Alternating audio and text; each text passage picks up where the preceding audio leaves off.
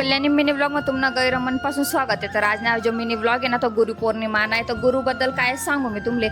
गुरु म्हणजे नाही का आपलं आयुष्यमा योग्य दिशा दाखवणारा, त्यानंतर नाही का आपलं आयुष्यमा ज्या मम्मी पप्पा राहतस, त्यानंतर शिक्षक, त्यानंतर मार्गदर्शक, तर कवय कवय आपला मित्र सुद्धा आपल्या आयुष्यमा नाही का चांगला मार्गदर्शक बनीसन येतस आणि त्याच व्यक्तीसले मी तर म्हणस गुरु म्हणतस। आणि गुरु म्हणजे नाही का आपलं आयुष्यमा जरी आपले कोणी मार्गदर्शक दाखवणार नाही राहणार तर मी तर नाही म्हणस आपलं आयुष्याला नाही का व्यवस्थित आकृती भेटेल।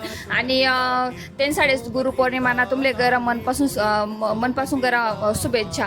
आणि नाही का गुरुपौर्णिमा दिन नाही का फक्त मी देवपूजा वगैरे करेल होते, त्यानंतर नाही का आपले मन मैत्रिणी त्याचा म्हणजे सोबत नाही का पौर्णिमा दत्त पौर्णिमा होते ना, तर बुधभवानी मंदिर आहे आठे नवसारी रोडले तडे जाणं होतं।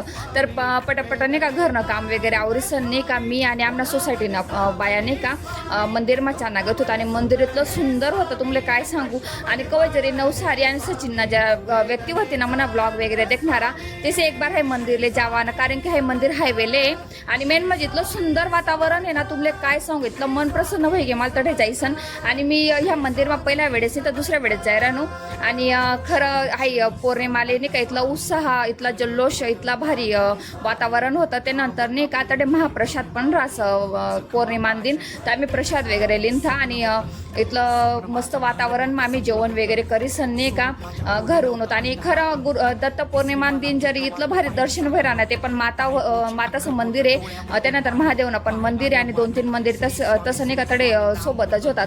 आणि आज ना साठी एवढंच भेटतात एकाल दिन, चला बाय।